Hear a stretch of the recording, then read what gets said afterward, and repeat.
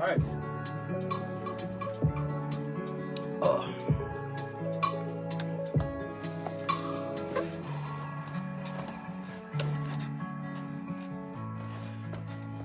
People.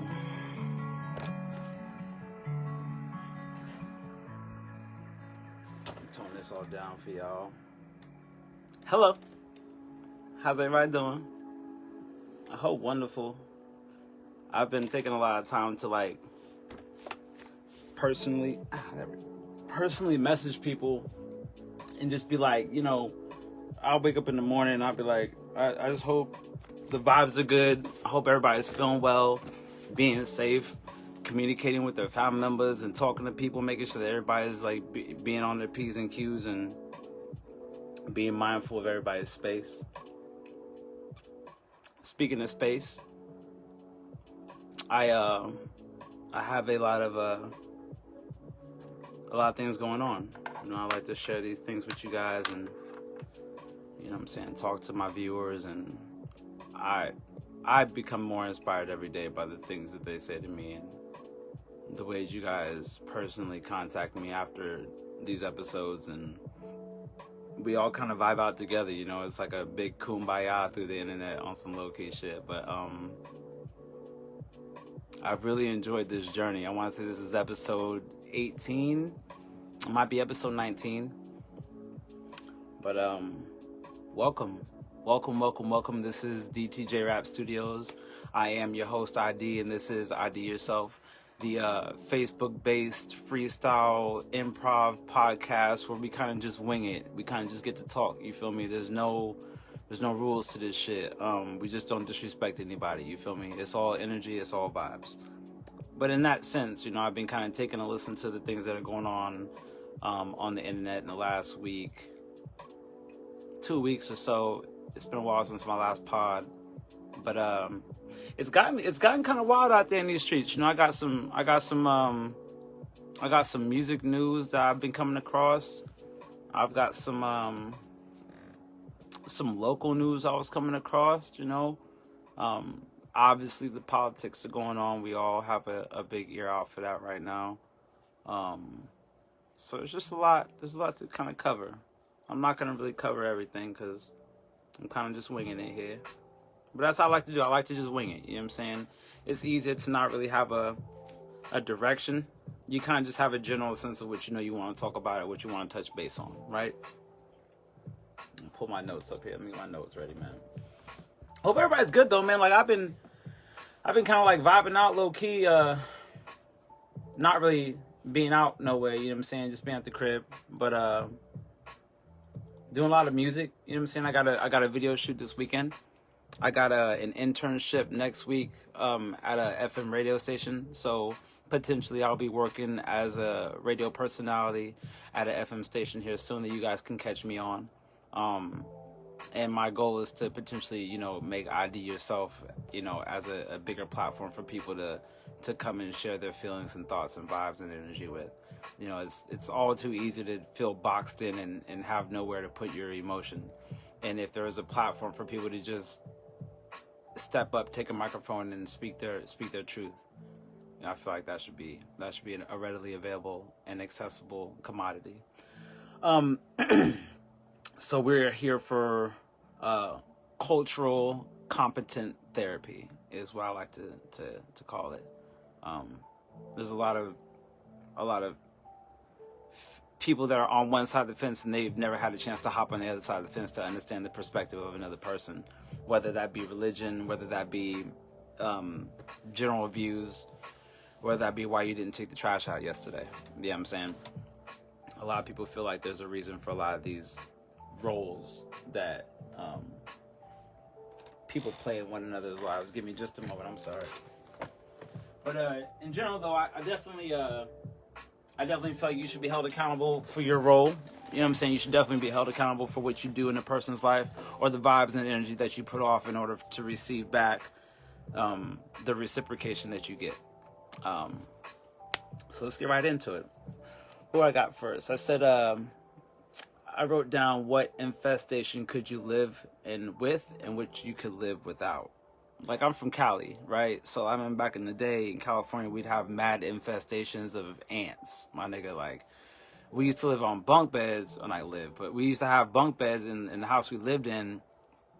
And like, if you happen to be the person sleeping on the top bunk, a lot of times the ants could potentially crawl in through the window and like climb up the wall and get to the top bunk first, and then get all up in your face and everything.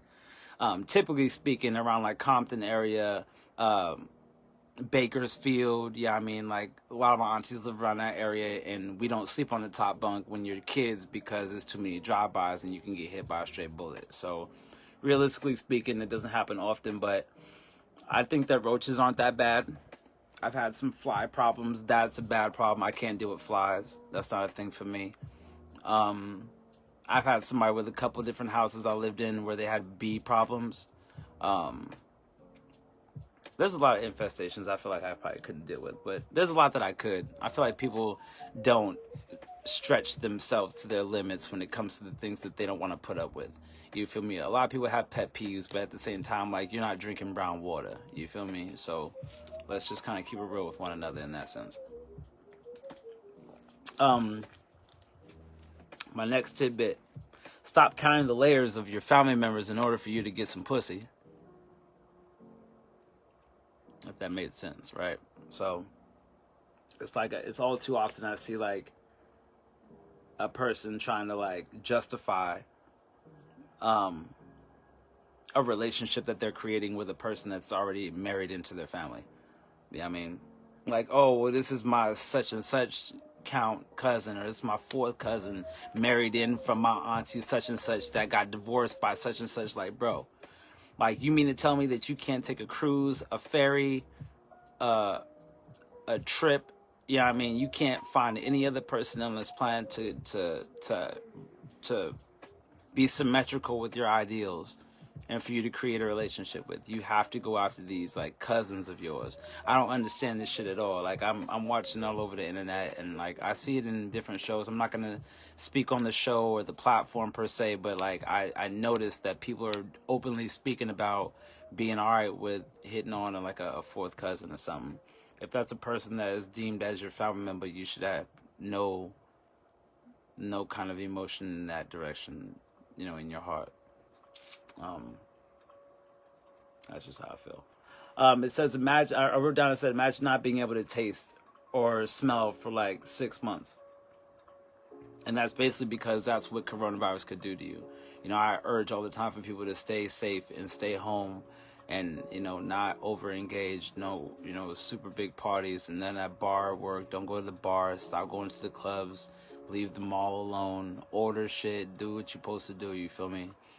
Simply because, like, one of the first signs of you catching coronavirus is you'll lose your sense of smell and you'll lose your sense of taste. You feel me? And like, it's like when people tell you that you're having a stroke. You feel me? It's like when you really see that shit going down with somebody, or like you really hear about it happening to a friend of yours, like, you really don't want that shit going down to you. And it's a respiratory thing. So while these motherfuckers is out here like not worrying about you know, what they're touching, yeah, I mean, or the surfaces that they're exposing themselves to, those are the same hands that you're putting all over your face all day long. Yeah, I mean, the best thing you can do is ventilate your room at a decent exposure so that you have a good airflow. But the space you don't want to be in is the airflow of another person's breath, you know. And like, you guys got to really be mindful of the space and the feet that you're really like trying to keep between you and another person. I see people walking past me, like brushing past my shoulder. Yeah, I mean, told myself, excuse me, my bad, let me get by you. And I'd be like, yo, you could have just waited like 5 more seconds for me to inch up wherever the fuck I was going, because niggas are not paying any mindfulness to the proximity factor. Yeah, I mean, when this is a airborne respiratory related issue. See, y'all motherfuckers need to stay the fuck away from each other. You feel me? That's what I'm basically trying to say. Be careful, man. Like, I'm gonna stress it as much as I need to, because this is the only platform I have for this very moment in time. Eventually, I'll be blessed to have a better platform to expose this important message to more people. This has nothing to do with me. It's just simply the fact that maybe I can reach 20 more people that another person could not. So I'm going to say this to whoever is going to listen to it. I mean, like, be fucking safe. Yo, wash your mask. I mean, like, make sure that you have multiple masks to use, and you're not borrowing people's masks or any of that kind of shit. I feel like a lot of this quarantine has caused a lot of people to realize what they miss about a person, or it causes them to realize what they love about a person, or maybe what they don't like about a person that they never had the goal to express. So it's like, if you have something that's festering in you that you're dealing with on a daily basis that has something to do with somebody you love, I highly suggest that you crack that nutshell open, you know what I mean? Break the pistachio, see what's inside, make it a meal, you know what I'm saying? Share the expressions and energy with the person that you love, because otherwise, if you take on all that energy by yourself, like, you have to divvy up the outcome all by yourself. Nobody's gonna help you deal with that, and the new processes that start after. You know what I mean? Like, the ideas that can come from a new change. You don't want to deal with that alone. You want to have a partner in that. So if you need a partner in that, then make sure you speak up and say so. Because then, as they say, you know, the dumbest question you could ask is the one that you don't. So a lot of people walking around so lonely or alone or with lack of motivation or support, I feel like that's based on a lot of the information or needs that they're not putting out to people, so that people can recept and respond and help you execute your goals. It's just my opinion. I have no real life story to relate to that. I just know that a lot of people vent to me about their stresses and, you know, things that go on, and so with it a lot being emotional and relationship based, I felt like it was important for me to speak on that. It kind of makes me think about this other thing I wrote down. It says, do you get naked while you have sex? And and as a respectful adult, you know, I'd really like to know, you know, do you get naked when you have sex? I spoke about this on like one of my previous episodes. I said something along the lines of like, you shouldn't be having sex with the girl's insecurities. You should be making love to that woman and her entire body regardless, right? So it's like, in that sense, you know, I think to myself that a lot of these dudes, they're just, you know, popping their dick out of their boxer hole and just calling it making love. They're calling that satisfaction. They're calling that romance. You know, we were raised to be a lot more of a sexual species, and I believe within sexuality includes romance. There's no reason why you shouldn't put your best foot forward, for lack of better words, you feel me? So if there's like a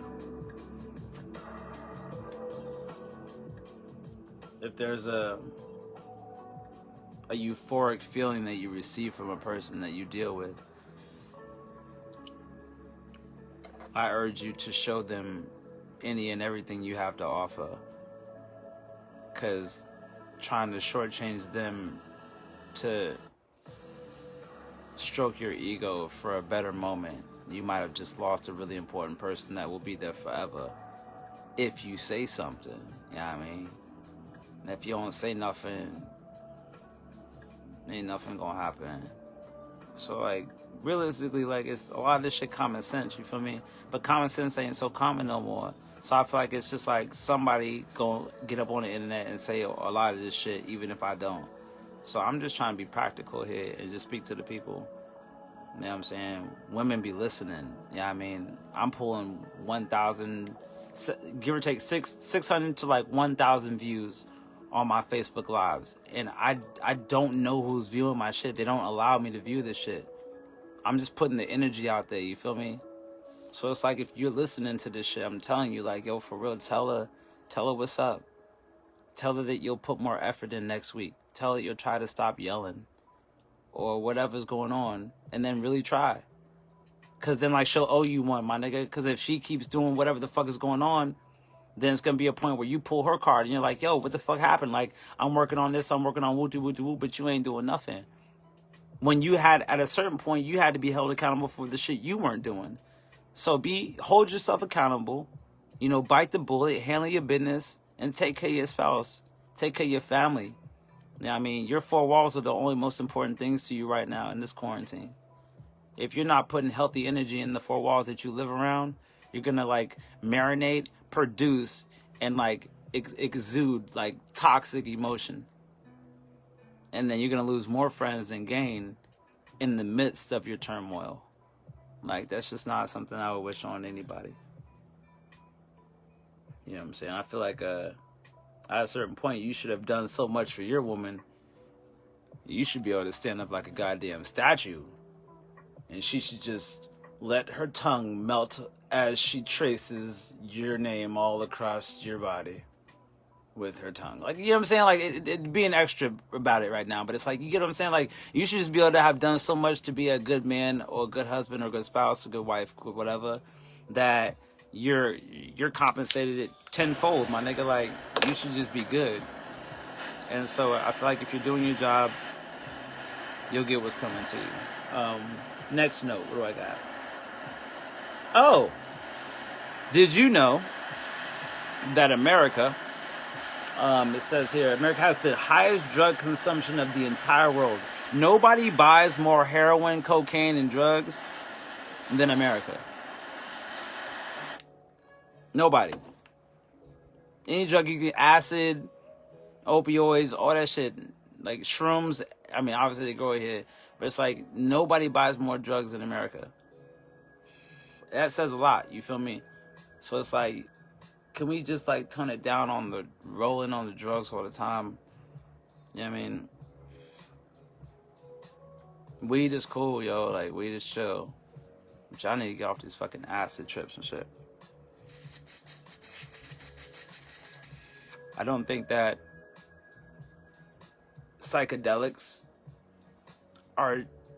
I think that psychedelics should have stayed at a real medical standpoint. I want to say back in the day they used it for soldiers in Vietnam for pain and stuff, but the drug crisis is getting bananas.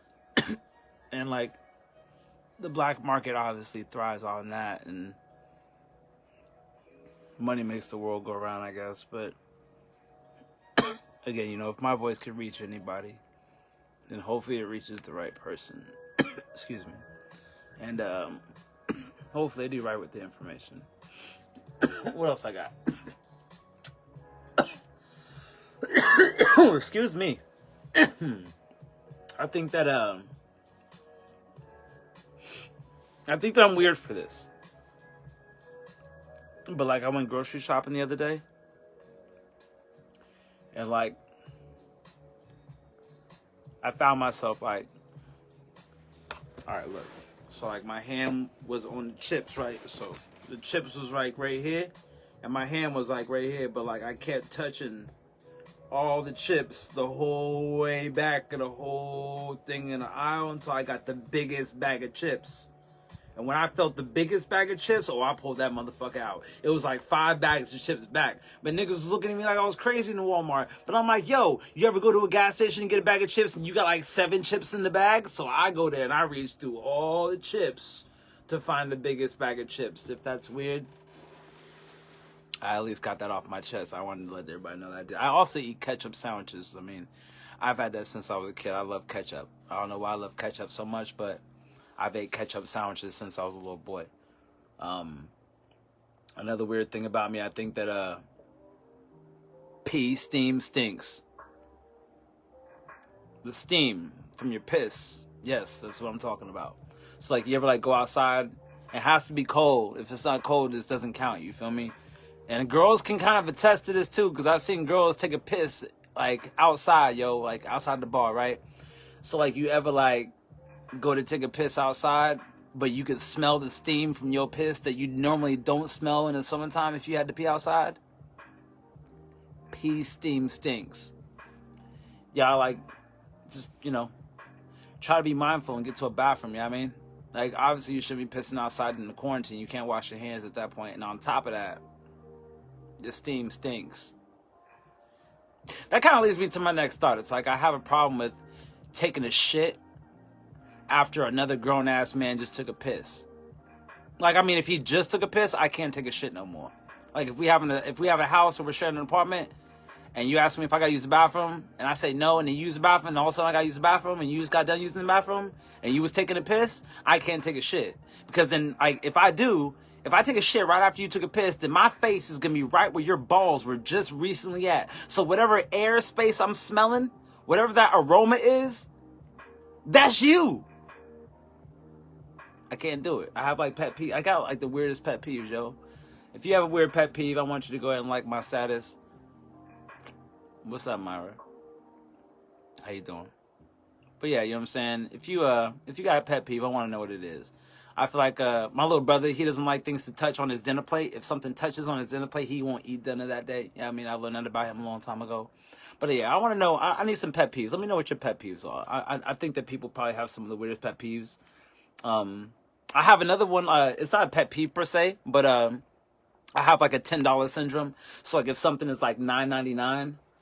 Or like in between like $9.99 and like $14.99, I have to buy it. Like if it's something I'm already interested in, I'm definitely gonna cop that joint. Just because like I could be in the midst of almost like a mama-son argument, and if I go to the store and I buy something that's like $9.99, like I'm gonna come back completely composed. Like, look, man, I'm sorry about the argument. You know, like I was kind of just bugging out. I needed to calm down. I really needed to calm down. But basically, I just have, like, I understand retail therapy. It's, I call it $10 syndrome. That's my shit. But, you know what I'm saying? If you have a ventilation tactic that you use to alleviate your stress, I'd like for you to atone to that. You know what I'm saying? Make sure you notice that and recognize it, utilize it. You feel me? A lot of people don't use their resources, and they're not resourceful, or they're very resourceful. You feel me? They have all the resources for anybody that needs a favor, but they don't utilize their resources for themselves. So make sure all the things that you have to offer to another person, you're offering to yourself.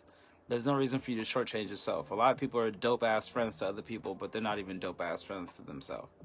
You know, you do great for other people, but you don't do great to yourself. You feel me? Invest in yourself with your energy as much as you do with your money is basically what I'm trying to tell you. What else did I write down? Oh yeah, pepper and dusty desks. So like with all the coronavirus, right, going on, I'm to a point where like if there's like a dusty desk, or like if I'm at a restaurant and I see the pepper shaker, I don't want no pepper shakers anywhere near me. All right? No dusty desks. I don't care if you got Claritin in your pocket.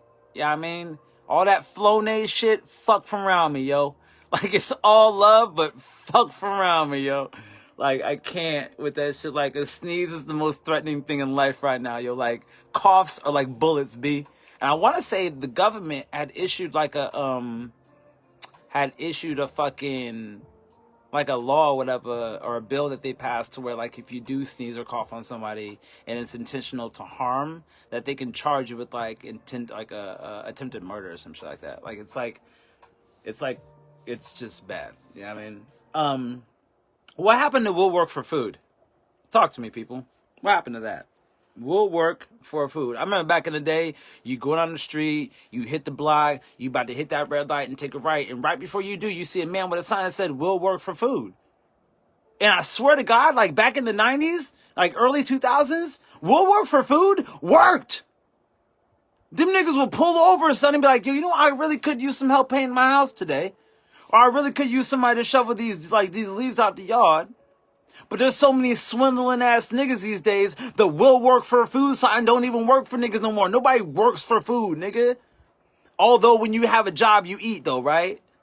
So why all of a sudden these fucking signs change from will work for food to like, God bless $1 helps, nigga. Like, I'd love a burger, fucking All I got is one cigarette left. Just got off the army. Like, all these fucking crazy ass signs. I'm like, nigga, like, I'm about to literally, I seen a comedian doing this shit. I'm about to like get like a stack of applications and put like $5 stapled to the top of it. Like, bro, figure it out, man. Like, figure it out. It's too much help you have for yourself and just one brain to not be sitting on the corner of a block with a sign swindling motherfuckers to come and talk to you. And then you're there all month long. Like, this is your 9 to 5, pimp. You're waiting for the next, like, traveling customer. You dig? It's almost disrespectful. Low key, like, and I have all the respect in the world for people that ain't got no shelter, no home. You feel me? But don't fuck my budget up just because you're gonna use me as much as you can until I cash out. Come on, fam. Get up on your 2 feet and do something. For real. That's just me, you feel me? Let's get into some music shit. Y'all know Rod Wave, right? Everybody knows Rod Wave. He's dope. You feel me? I fuck with Rod. But did y'all see when that nigga fell through the stage? Come on. Come on now. This nigga fell all the way. Nigga, I was like, yo, it could have been Heavy D. It could have been Fat Joe. It could have been Big Pun. But it was Rod Wave. This nigga fell through. YouTube it. Fell through the stage. Swear to God. I was like, nigga. And all your boys is watching? The whole squad, whole camp is there. Respect to Rod Wave. Shout out to Rod Wave. But damn, that shit sucks. That shit sucks. I can't say I've ever fell off stage before. I've lost my footing. I've tripped a few times. These things do happen. Within performance and generally educating and teaching people how to have choreography within their movements on stage, I've found that you can easily lose your footing, and which could have potentially happened to Mr. Rod Wave. You know what I'm saying? Like, all love and praise to my man. I'm sure he's catching a good bag right now as we speak, and his family's doing great. Next thing I got on my little docket here, oh, bruh, did y'all hear this shit about the Thundercat? So look, this cat, Thundercat, I pulled it up on my internet here. His name is, excuse me, his name is Stephen Lee Brunner, but he goes by Thundercat. Now, this cat's like a dope-ass musician. He's like a anime fanatic. Like, he's just mad dope, right?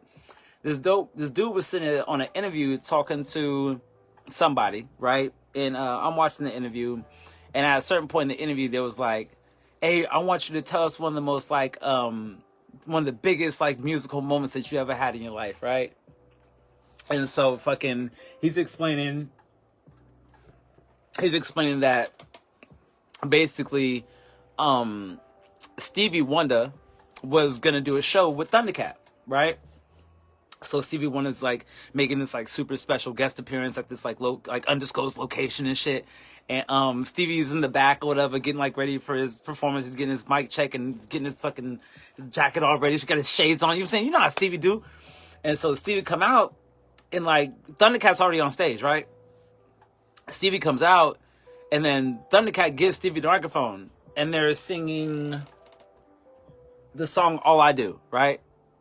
And so within like the first like 4 measures or 5 minutes, if you will, of the song, Stevie quickly notices that none of the crowd even knows that he's on stage. They're having such a great time at this shindig party event fiasco thing that nobody notices that Stevie Wonder, of all people, is sitting on stage with a microphone trying to sing over the crowd. Potentially a shitty sound system. Who fucking knows? I don't know. But Stevie gets mad. Stevie ain't having that shit. He gotta do something about it. You gotta say it with your chest. So what Stevie do? This nigga. Stevie changed the lyrics to the song in the middle of singing the song All I Do. So at first he was like, you know, singing the song All I Do, and then he started going, y'all niggas keep talking shit. Y'all ain't listening to me. Y'all niggas keep talking shit. And everybody was like, who the fuck is cussing on the microphone at the entire crowd? Who the fuck is on stage right now? And they looked up and it was Stevie Wonder. And then Thundercat was shocked, yo, like, what the fuck is, this is not scripted. Like, we didn't plan this, Brody. Like, are you that upset right now? Like, fam, like, what's going on? And then he changed the lyrics back to All I Do when they started paying attention. And Thundercat basically said that that's how you know he's a thoroughbred Detroit-ass motherfucker. Stevie Wonder's a real-ass nigga. And he don't play about his music. And if he's throwing you a show, you should watch. And if you don't, you know what's gonna happen. What else I got? Yo, so I got a rest in peace to Joe throw in the air. Mo 3 did recently just pass away, so rest in peace to Mo 3. Moment of silence.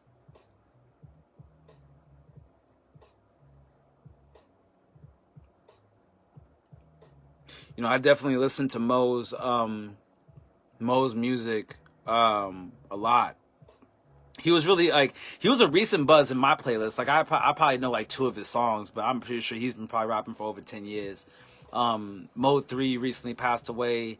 I want to say it had to do with some kind of street violence. I didn't read the article yet. I've just been kind of catching the waves about it, and I've been kind of busy myself with a lot of music video shoots I have coming up for myself and so on and so forth. But rumor has it that Yella Beezy, which is also from the state of Texas where Mo 3 is from, supposedly Yella Beezy had a hit put out on Mo 3. Now there was a video put out on YouTube of Yella Beezy going live on Instagram, right, from a different device. So he had like 2 devices on him. One was recording him and he had a phone in his hand. And then he's looking at the comments and he's reading how people are talking about how he killed Mo 3.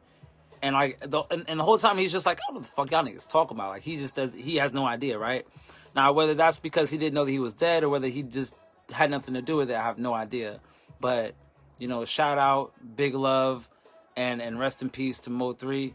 And I hope that his family's doing all right. I know it's a tough time for everybody. It's a lot of death in the air for this year.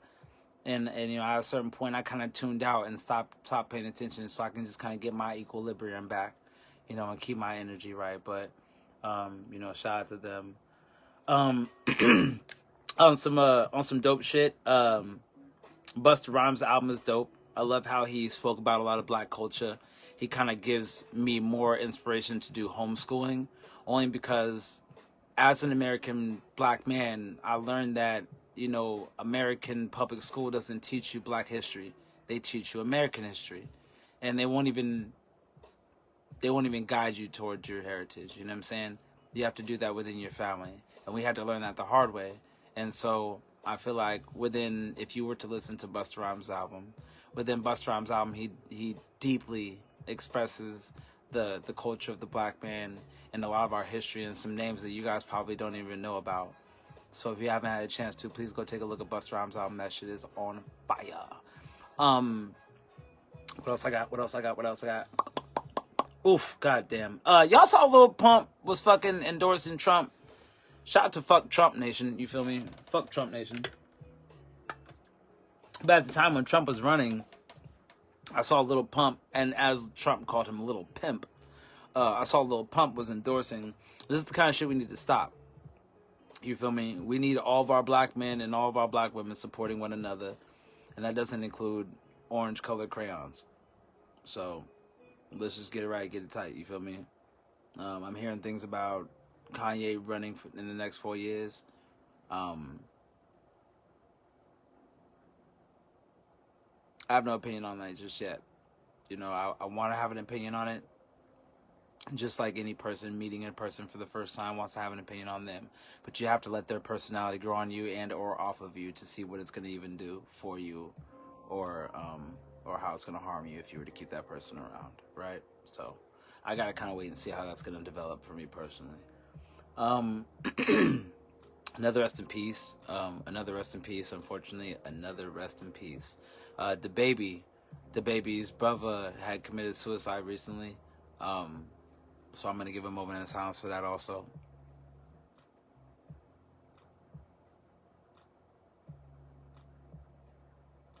It sucks to hear about death, you know, within the hip-hop community, but furthermore, you know, it sucks to hear about death by suicide.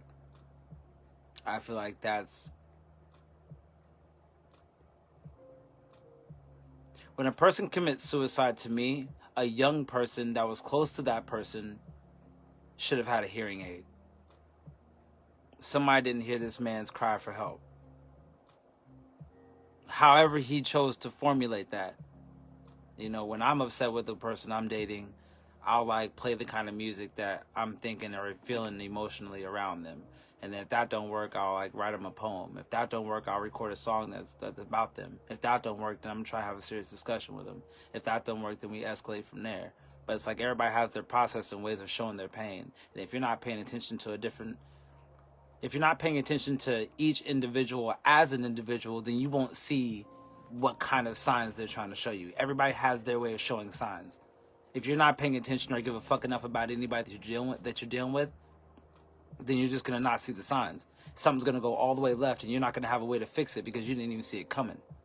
So pay attention to the people that you even say you care about and the ones you really do care about, because them motherfuckers really might need you even the moment you meet them, and you wouldn't know it because you don't know the signs yet. But if you're transparent enough, if you're pure enough, if you're real about it, your aura like will tell them to just open up, and they will. So just keep it real, you feel me? That's what I really mean. Another rest in peace, King Von, November 6th. You know, he got gunned down on the shooting. You know what I'm saying? Moment of silence for King Von.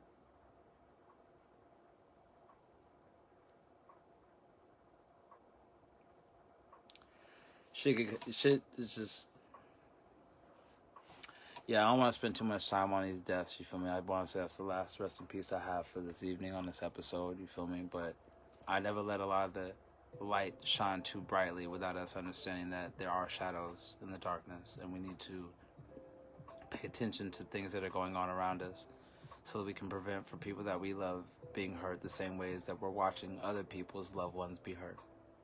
So just be careful of things you say and how those words can echo all the way into a person's life and their decisions. I got a little funny one. This we can get back on a little brighter tip. Nelson Mandela in 1990, you guys might find this kind of funny. Nelson Mandela in 1990, when he left prison, he was taught that a microphone was a newly made weapon. Excuse me, I read my own notes wrong. He thought that a microphone was a newly made weapon. Like when he got out of jail, he didn't know what it was. Like somebody handed him a microphone, and he's like, "What the fuck is this shit? Is there a bomb in here? Does it tick? Does it boom? Why is it shaped this way? What is its function? What in the actual holy finger fuck is this thing in my hand?" And like I remember actually like 2 summers ago, I was chilling with a friend of mine at a bus station with her daughter, and her daughter pointed to a payphone and said, "Mommy, what's that?" And we started dying. Like we were dying laughing, but it's like, this is how out of touch we are. You feel me? Like before it was like a letter or a telegram, and then it went to like a pager, then a cell phone, or then payphones got zoned out. You feel me? But it's like we got to keep a hold of our generation as much as possible, because even terminologies and words are being misconstrued. I called a kid a whippersnapper last year. He didn't know what the fuck I was talking about. So there's that. Basically, all I really mean to say, the moral of this episode is to trust your brother, trust your sister. You feel me? It's taken me over 12 plus years to be able to have the trust in my team to know that I'm going to lead us within the music industry and within my podcasting and within my personality. I'm going to lead us to a real honest sense of victory, where we didn't have to swindle anybody. All we did was showed up and brought the energy that we had to offer. A lot of people, that's all you needed to do. And they're so timid and apprehensive. I feel like it's completely unnecessary. There's nothing to be scared of. People just make it sound scary out here. But if you ID yourself and you know exactly who you are, you'll walk out into that world completely protected and completely comfortable and content with who you are. And you'll be just fine. And whatever goals and dreams and aspirations and just milestones and bucket lists, all that shit's gonna happen. Anything you ever imagined was gonna happen. That girl you really can't wait to meet one day, that dude you hope he looks like one day, you're gonna meet him, I swear to God. But you can't like take a slow moment in your life and then forget about your goal. You feel me? Don't take a slow moment in your life and forget about your goals. My name is ID. This is DTJ Rap Studios, and this is ID Yourself. I hope you enjoyed your time tonight. I'm gonna go make some homemade chicken nuggets or something. Peace out, yo.